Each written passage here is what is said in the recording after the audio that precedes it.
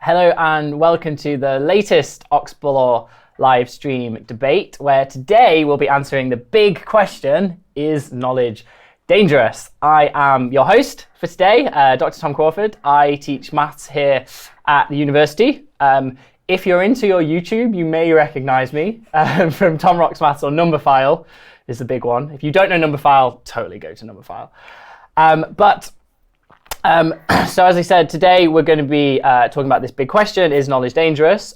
We've got some live demos that we're going to be doing all together. You'll need a scientific calculator to do mine, so make sure you have those ready. We'll have something else which will touch on quantum computing, which is pretty exciting. And we'll also be looking at the power of knowledge in creation myths. Now, some of you may have done some pre-live stream sort of activities or workshops. So if you have, that's awesome. And hopefully that will enhance your experience over the next 45 minutes. If you haven't, absolutely don't worry. You do not have to have done the pre-recording work. So, you know, we'll all be able to work through the activities and demos together. We will have our usual competition. So we want you to send in your questions during the broadcast. So that can be either through the chat window, which you are hopefully logged into, or you can get in touch on social media. So we've got a Twitter, a Facebook, and an Instagram, all at Let's Oxplore. And we will pick our favorite, sort of most thought-provoking question from those that have been sent in, and you will be to win we've got Amazon vouchers, and we've also got lots of Oxplore goodies for the whole class, in fact. And when you do send in a question, please do put your school or your name on it so that I can read them out and give you all the credit for what will hopefully be some awesome questions. Right, I think it's about time we met our panel for today. So, May, first up, would you like to say hello? Hi. Well, it's nice to be here. I'm Dr. May Musier. My research areas tend to look at race and ethnicity in the ancient Greco-Roman world. Also the public engagement manager at the Bodleian Library. So I work with schools and communities and the general public to try and increase access to our wonderful collections. And today's question is quite an intriguing one. So for me, I'll be looking at it from a very sort of religious and philosophical angle to think about why is knowledge dangerous and what has happened in creation myths to make us think about the advances of human civilization and what could be dangerous about that could affect our environment, including animals and other people and plants. Awesome. So anything sort of historical to do with books, libraries, that's all going to be, you know, use that fantastic introduction to come up with some awesome questions around this, the big question of, is knowledge dangerous? And then we also have Shazia. Hello, I'm Shazia. I'm a PhD student at the Department of Materials at the University of Oxford, and I work on quantum computing, but how do we practically build a quantum computer as opposed to like bits of code that we're writing? And my take on the question will be like, if we have this knowledge and we have this power, who uses that? How is it used? Is it used in good ways or bad ways? So yeah, really interesting question today. Awesome, thank you very much. So as I mentioned, we will be putting your questions to the panel, to May and Shazia, so please do send them in. If you've got one specifically you want me to ask to a particular panelist, that's also fine. Just put that with your question. Now, on to the demos. So I have yet to give my opinion on can knowledge be dangerous, and that's because I'm going to hopefully demonstrate my thoughts on that through my demo. So this is the part where you will need a scientific calculator. I'm also going to have Shazia is going to be working along with us live. I'm going to try and make it very clear so you know exactly what buttons to press and we can get to the answer of what we're going to work out. So the idea here is to try and calculate the radius of an atomic bomb. And I chose this because, first of all, it's a very interesting mathematical question, and being a mathematician, I obviously enjoy that. But also because in the link to whether knowledge is dangerous, my personal opinion is that some knowledge is. So, for example, using knowledge about splitting atoms to build a nuclear bomb then turns that knowledge into something dangerous. And that's why I wanted to work through this example. So in the pre-reading activities, again, don't worry if you haven't read them, but I told the story of a British mathematician called G.I. Taylor, who actually visited America during World War II, and he actually witnessed the first sort of test of a nuclear bomb explosion. It was called the Trinity test. And having just witnessed this one test, he was then able to write down a formula which actually described and told you the size of the bomb when an explosion would happen based on just 3 bits of information. And the really interesting bit about the story is he did this calculation, he did the maths, and then he was actually accused by the US military of stealing their military secrets. So they actually accused him of being a spy, and he sort of had to explain away and show them his calculations to say he hadn't stolen any of their data from all of these tests, he'd just done some clever maths. And the formula he came up with is shown on this screen. So we've got 2 images as well of 2 of the explosions, 2 of the photographs from the first test, this Trinity test. And we have this formula at the bottom. Now this tells you that the radius, or the size of your explosion, is equal to the energy to the power of 1/5 times time, so the amount of time after the explosion, to the power of 2/5, and then times the air density to the power of -1/5. So what this means is that to calculate the radius, you just need to know the energy, the time, and the density. And we can plug in those numbers and work things out about different explosions. So the example we're going to do using this formula is shown here, where we have an image of the damage caused by the Hiroshima bomb that was dropped in World War II in Japan by the US. And what we've got on this image are different circles which show the extent of the damage. And now the furthest circle out is at a distance of 11,000 feet, which is 3,350 meters. So in our formula, this is our value for R. This is the radius, or this is the size of our explosion. Now, the energy, we know that because it's now been declassified by the US military, so we know the value of the energy in the bomb. And that is equal to 63 terajoules, which is a ridiculous amount of energy. It's 63 times 10 to the power 12. So the first thing we need to calculate is to put that number in our calculator. So we need to do 63 times 10 to the power of 12. So for the power button, most calculators, it's like a little X with a little Y above it. Yeah. So there we go. Hopefully we can see on that. So if we plug that number in first, so 63 times 10 to the 12, and then we want that whole number to be to the power of 1/5, which is the power of 0.2 as a decimal. So again, if you press the power button, and you can hopefully then put in the 1/5. 0.2, and we get an answer of 575.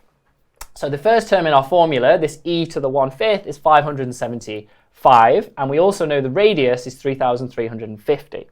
Now, the air density, this p value, that is about 1. So we don't actually need to do anything with that, because when you have 1 to any power, you just get the number 1. And you can test this on your calculator. It's quite a fun experiment. You'll always get 1. So we don't need to do anything with that.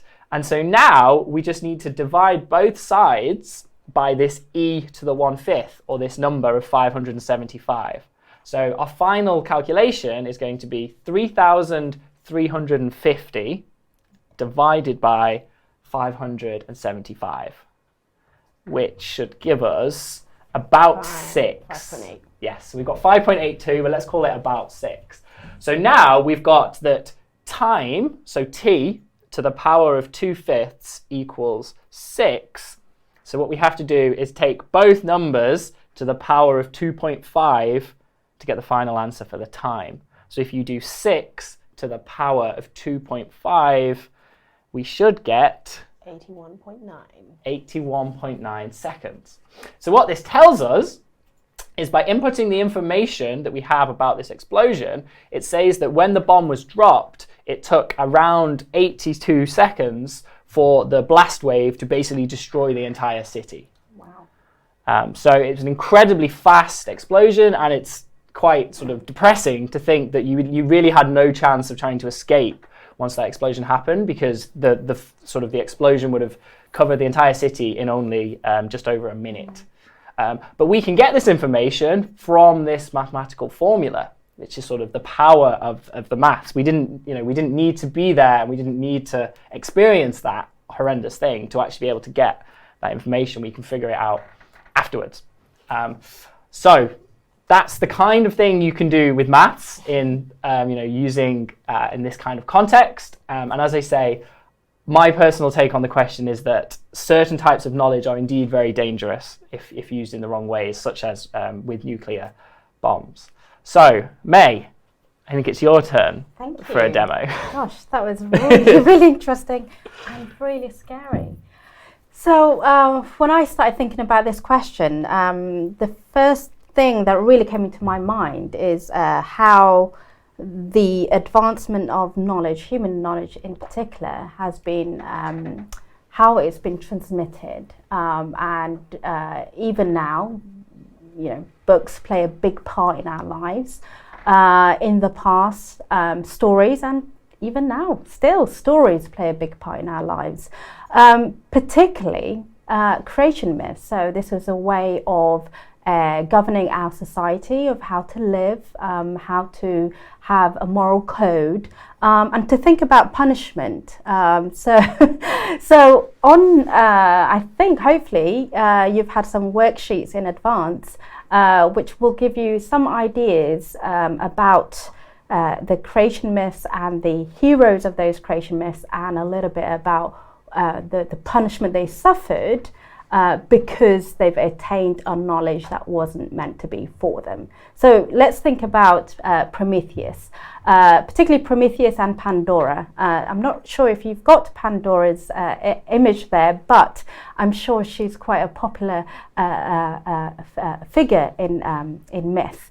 So with Prometheus and Pandora, these are part of a Greek creation myths, written by Hesiod, who was a poet, 7th century poet, who wrote the Theogony, and that means the story of the gods.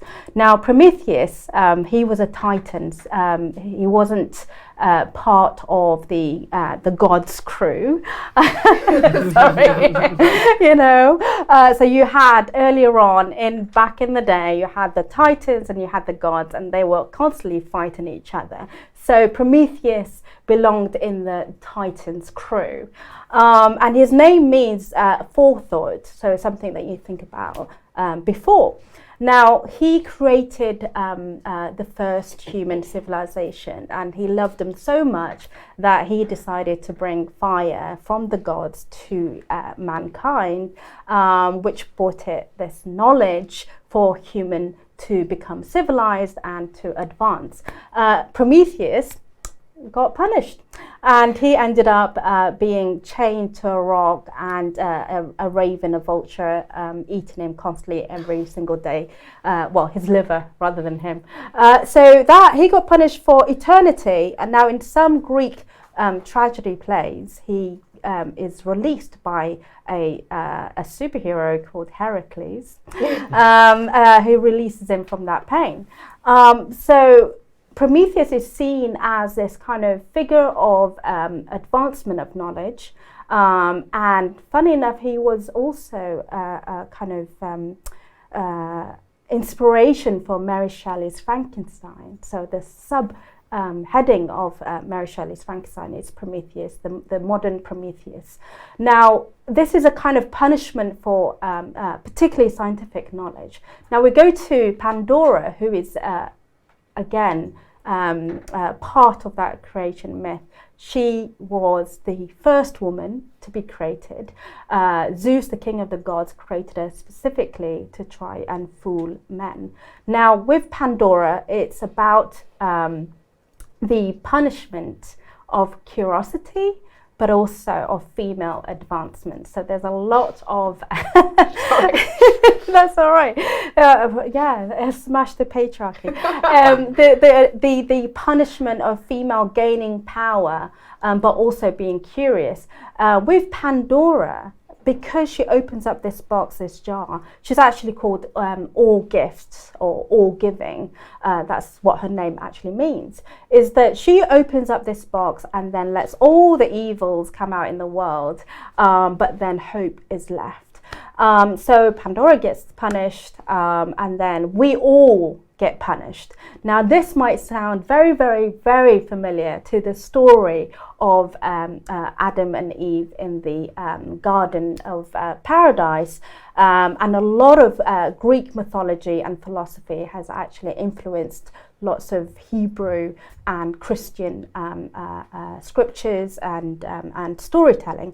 So we now have a connection with Pandora as this kind of early type of Eve, then with another myth, which is also the Garden of Paradise, which comes from a much earlier story of the Sumerian legend, the Epic of Gilgamesh. Now, that Garden of Paradise includes a serpent within it. Again, you know, the serpent that exists within the Adam and Eve story, who also tends to tempt humans to do wrong. Now, the serpent is also included in another mythological story, and that takes us to the tree of knowledge, the tree of life in Norse mythology.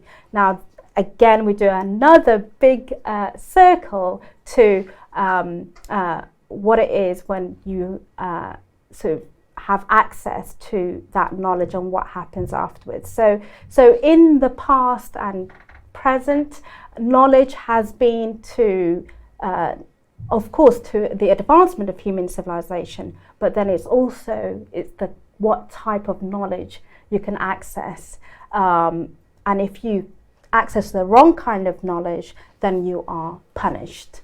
So that brings us quite nicely to the modern era of where we could misuse a certain type of knowledge for our own downfall. So that could be in terms of social media, alternative facts, the misuse and abuse of information, and information sharing. So it's not necessarily about is knowledge dangerous. It's more about what do you do with that knowledge that has a massive consequence for human action. Does that? That's awesome. Particularly enjoyed learning or relearning all of the myths from like ancient Greece and Norse mythology. Very cool. Right, thank you very much, May. And now, Shazia, you're going to tell us about things we can't see. Yeah, so I guess my take on this question, having heard like what is knowledge, how it's transferred, is that are there physical things we should be scared of? And maybe that's quite topical now with coronavirus being a huge threat to human life. So this animation on the screen here is something that some group members and like colleagues and collaborators are working on, where they're trying to trap viruses and bacteria and nanoscale particles, so really, really tiny particles, between like two mirrors, and they're shining light on them, and then the light changes when a particle is trapped in there, and then we can obtain information about what size that particle is, what it might be made up of, and how dangerous it could be. So this device would maybe be used in a medical office to test like blood samples or biological samples, even like water sometimes, to see what's in it. So even though we can't see these things, they are still things that are a risk to us, and we should be able to be afraid of them, and also to analyse what that data is as well. What my actual work is using diamonds for quantum computing. And I guess many people think of diamonds as just being gemstones or engagement rings or really nice jewellery. And we have the knowledge to know that diamond can be used for so many different things, from drilling for oil, used as sensors, and for quantum computing. The part of the diamond that I look at is a really tiny imperfection in this really perfect structure called nitrogen vacancy center.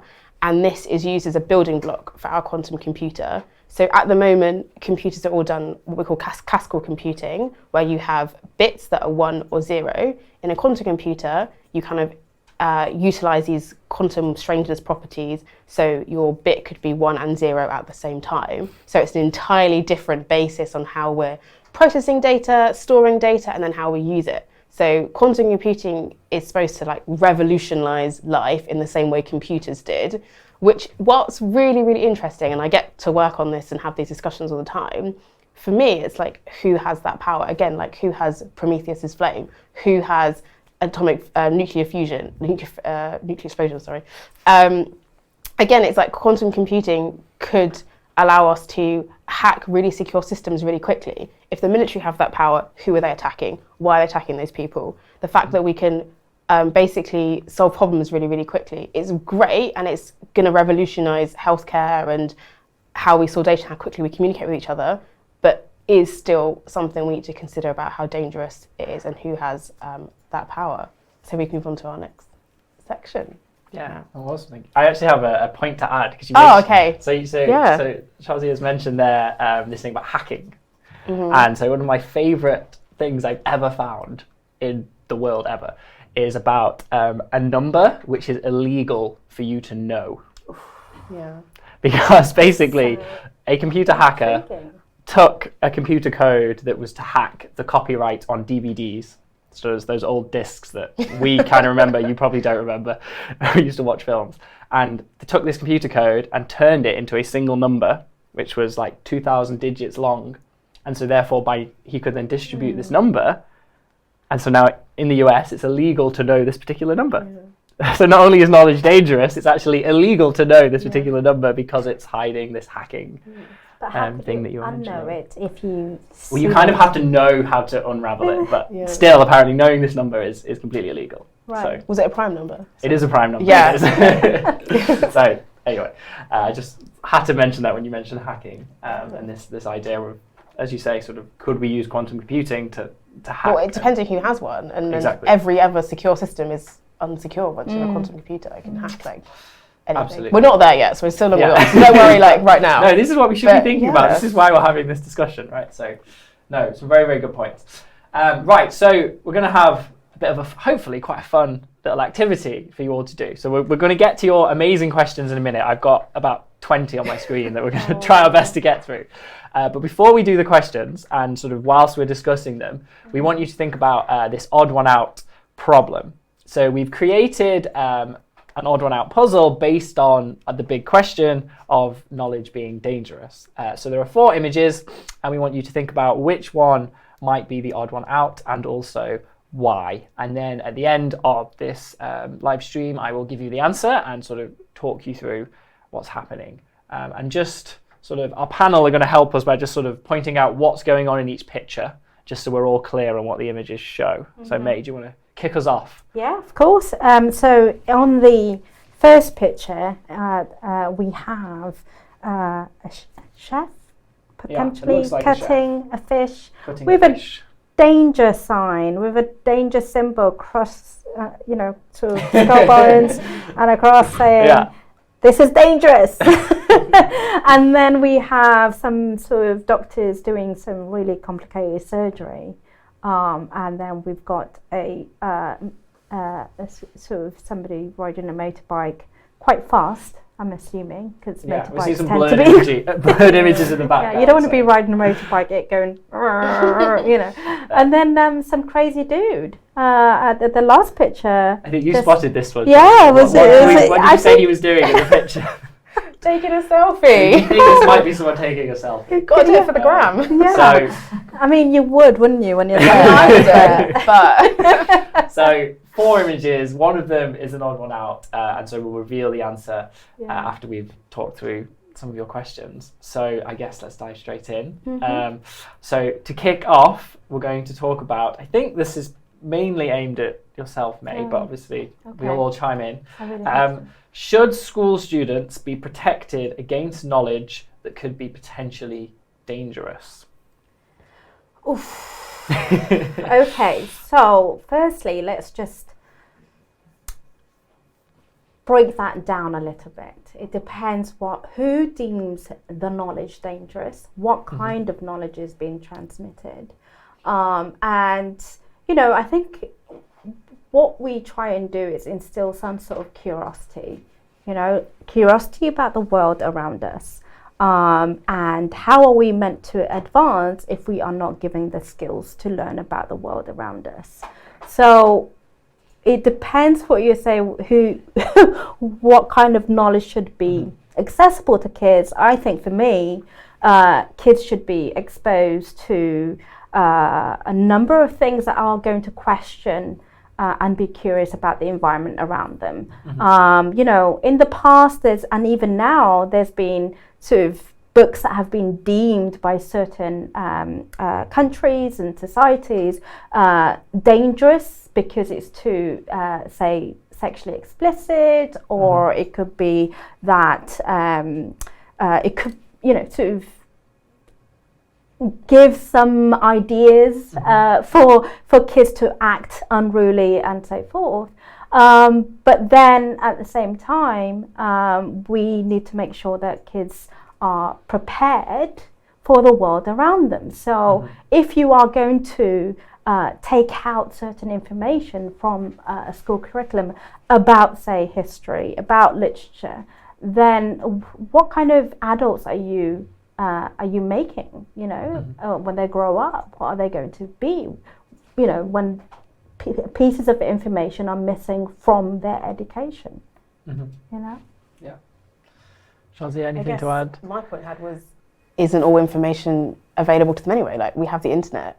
Everyone has a phone, an iPad, a computer. We can just Google. Okay. We can Google anything, right? But then, what blocks are there on what things students shouldn't know? Do the parents decide? Does the school decide? I don't think politicians should decide what we teach our kids and what we don't teach our children. But there are gatekeepers to these, to this knowledge, right? Yeah. So it is going to be your parents, your teachers, society, governments, you know, who are going to say what kind of knowledge is accessible to you as a kid, right? But I think also, what do those people who are probably older than children, do they know what kids want to know?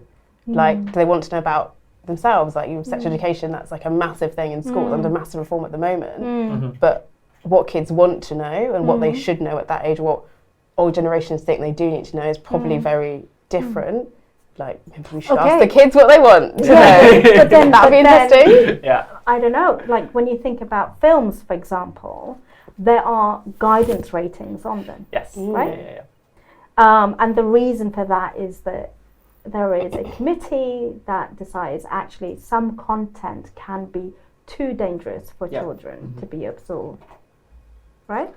Yes. So how do That we changes the cross country as well, like Beauty and the Beast. Some countries deem that to be like unsafe for kids to watch and have to be realistic. This is a Yeah. great question. Yeah. We'll have to, I think we should, as much Okay. as I've enjoyed the debate, we should probably move on to a different one so we can talk about other things. But no, that was certainly interesting.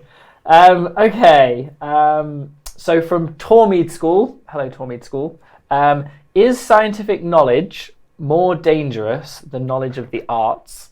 And if so, does that mean science is more important? We can maybe concentrate on the What first a bit. divisive question! Let's go with the What a first part of the divisive question to start with. So, do we think scientific knowledge has the potential to be more dangerous than knowledge of the arts? So in this context, I guess scientific knowledge is just like knowledge of everything that's happening around us, and arts knowledge would be like knowledge about people and what we can create. And actually, I think they're the same. So I think they're both equally dangerous in the sense that, like, yes, if in science knowledge you can like build a bomb or you can build a quantum computer, but actually you need to know who has that ability, like what background have they come from, what kind of like biases or discrimination have they been through that means they think a certain way. And I think understanding our own lived experience is just as important as understanding the world around us. Also, all scientists are people, and they all are doing research through the filter of themselves. So science itself is incredibly biased. And I think more scientists need to have more education in the arts, and we can understand the ethics of what we're doing a lot more. And I think there's more and more scientists doing that now, and that's really important. And like science is not more important than the arts at all. Read a book, draw a painting, and then do some science as well. Okay, I'm voting for Shazia as president. So. Okay, so for me, wow, that's quite a question, because what you're doing is you're valuing certain subjects above other subjects. Now, I'm going to come at it from a classics point of view, where if you cast your mind back to ancient Greece, to have a rounded education means learning about philosophy, meaning learning about the natural environment, learning about the arts, learning about the culture, the literature, and maths, So you needed to have a rounded education to go off and do stuff like Alexander the Great was taught by, philosophers and had a rounded education. So over time, and this has to do with governmental education policies, we've began, quite wrongly to separate the sciences from the arts and the humanities. Now, one cannot exist without the other. Philosophy was a forefather or foremother of science, right? Of reason and logic and exploration and so forth. So how could one exist without the other? I think we've just been programmed to think that these two disciplines should be separated. And you are absolutely right. Scientists are humans too, and people. They're not robots. Even if I chime in something from maths. Yeah. So maths is seen as this very like logical, almost like cold subject where you just sort of follow the next step in your calculation. Yeah. But to solve the really big problems in maths and like these famous mathematical proofs, it's so creative. Yeah, and you don't just follow it like a robot. You have to think in all of these different creative ways to be able to have like Einstein and relativity, or Newton and gravity. Exactly. Some of the biggest discoveries in science. And so creative thinking. When we have, so I'm just talking about my own experiences about the kind of people who come to us to learn about Latin, for example, Latin language. That is, it draws people from a number of disciplines, maths and science, and they really like that aspect of code breaking aspect of languages. So yeah, I think we've pretty much in agreement. Yeah. Awesome. Right. From Beverly High School. Hello, Beverly High School. What is the most dangerous event that is the product of a human's knowledge? What's the most dangerous event? What do you think is the most dangerous event? Yes. So I think I've probably thrown out a contender with my discussion about Hiroshima bombs and sort of nuclear weapons. Yeah. So having that knowledge of how to split an atom to gain the energy could have been used, and still is, to be fair, to some good for creating nuclear energy and whatnot, but then of course was also weaponized. So I think there's lots of examples of technology being weaponized, which would be sort of okay. Well, bad my examples. take would probably be misinformation. The most dangerous event I can think of right now is climate change, and we've learnt about climate change for a very long time. There's been a significant amount of research going into it from, the 70s and upwards, but certain organizations and certain companies have withheld those research results because it has not suited to the fossil fuel argument. Now, this is the 21st century, and pretty much most scientists, academics, and a lot of people are pretty much on the same thinking that climate change is just around the corner, and we need to do something about it. There is no plan B. There is no plan, B Earth, right? But we're still constrained by misinformation. And so that's why I think is probably the most dangerous event about to happen. It links you and really has well happened to what you mentioned about social media Yeah. when you were doing your creation myth. Yeah. And sort of today and this, misinformation Absolutely. and fake news. Absolutely. Shazia, anything to add? I don't know. I kind of want to approach it really abstractly and talk about like discrimination of different people. Yeah. Like the fact that you were talking earlier about all these different creation myths and how women are constantly portrayed as being like conniving or evil or like bringing something awful, and now we see that every day in like everyday sexism and gender inequality like across the world. Exactly. And not just in the West but like everywhere. It's like different degrees, but there's even like data where people have tried to prove gender difference exists, and even like eugenics and the difference between races, my and how that is now like rising. Just gonna plug Angela Saini's book, Superior. Everyone needs to read it.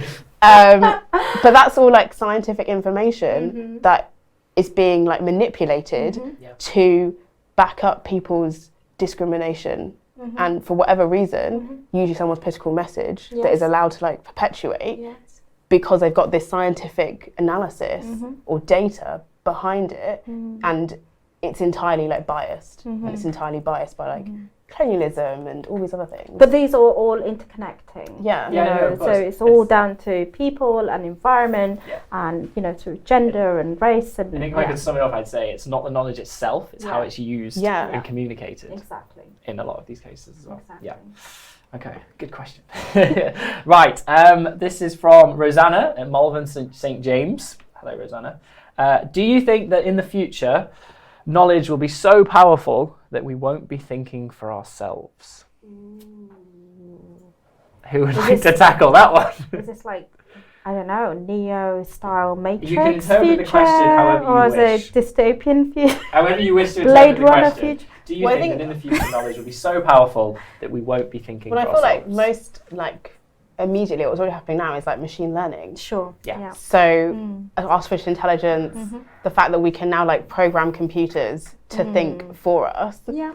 But there's so many issues, again linked to what I was saying before about like biases, discrimination, who programs those computers, how we program those computers most importantly. So yeah, that probably is like something we're afraid of. Like if the AI says to solve the climate crisis, it's to like decimate half population. Yes. Like that's That really makes a logical that's really sense, worrying.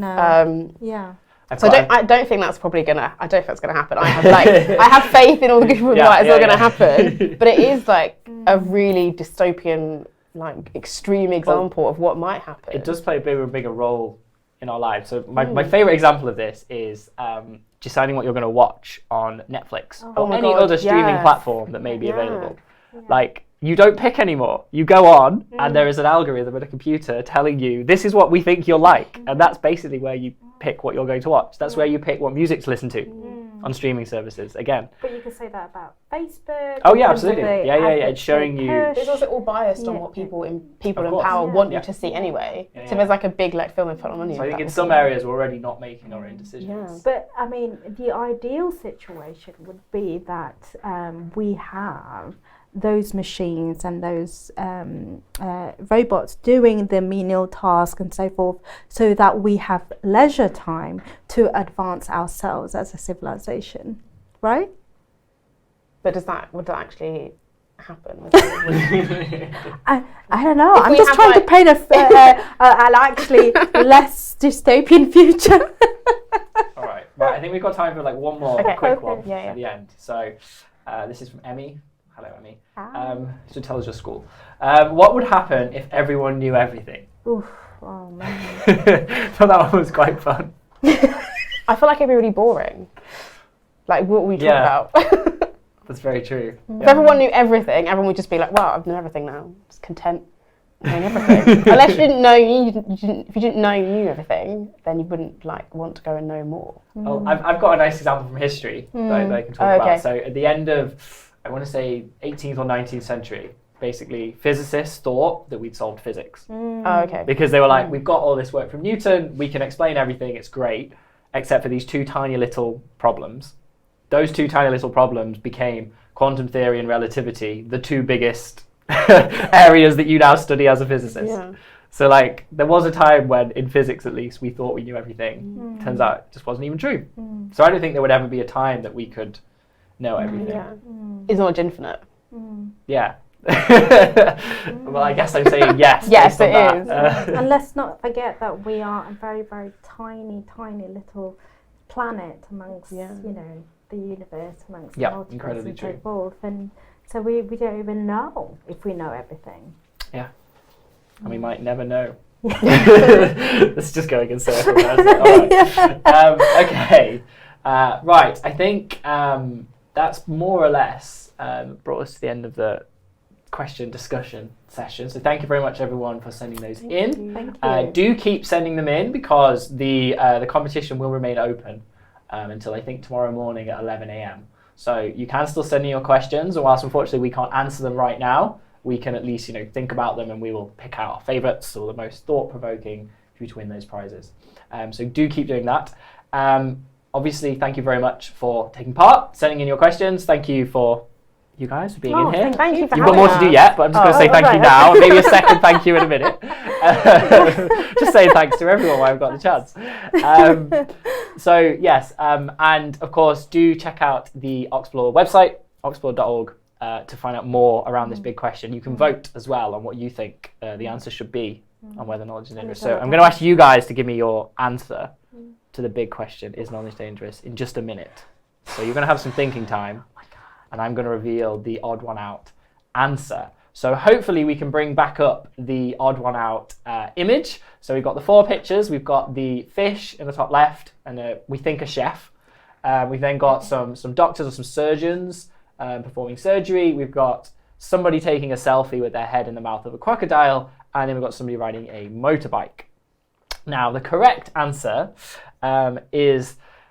Well, the correct odd one out is the person with their head inside the mouth of the crocodile. And the reason for this is that in no situation ever that will ever exist is that a good idea. So the other... don't do this at home. Absolutely do not take a selfie with your head inside the mouth of a crocodile. Well, even if it's dead, I wouldn't say don't do it, because they've got sharp teeth you could bang your head on. But this one is alive, so there is absolutely no reason to ever put your head inside the mouth of a live crocodile. Whereas in the other situations, knowledge will help to make that situation no longer as risky or as dangerous. So for example, in the top left corner, we've got the fish. So this is actually the toxic fugu fish, which is a delicacy in Japan. And if you don't have the specialist knowledge and training to know how to prepare this, it is insanely deadly. So sort of having that knowledge makes this a safer situation. Then we've got surgery. So of course, performing surgery, if you don't know what you're doing, is just a terrible idea and incredibly dangerous. But if you are a highly skilled surgeon, then you can make that a safe situation. And then finally, also riding a high-speed motorbike, again, with the right training and the right practice, that becomes a less dangerous situation with that knowledge compared to not having that driving ability. Whereas there is no amount of knowledge that makes putting your head in the mouth of a live crocodile a safer situation. So well done if you figured that one out. Yes, a little round of applause. And now, in as short and sweet as you can, some final words from the panel to sum up your thoughts on the big question. So, is knowledge dangerous, May? No. With one sentence of why. Well, I think, okay, let me go back to my original thinking, is that in itself, no. It's the practice and application, it's the actions of the people that can make it dangerous. Okay. Shazia? I have the exact same answer. So no, knowledge isn't dangerous. Like we're all here in Oxford pursuing knowledge. Yeah. Exactly. But I think the consequences of that knowledge need to be considered. And also the people who are pursuing that knowledge, it needs to be like inclusive and accessible to everyone. So everyone has a chance to pursue that knowledge and understand it and can add their own story to it and their own knowledge to that. And I'm going to disagree and say knowledge is dangerous because unfortunately I'm a bit of a cynic, and I think that some of this information, this knowledge, will always find its way to the wrong people who will use it in a dangerous way. So I think some knowledge is dangerous. Just to offer a different opinion. So thank you very much again to the panel. Thank you everybody for watching. Check out Oxplore, and we'll be back with another live stream event in a few months. Goodbye.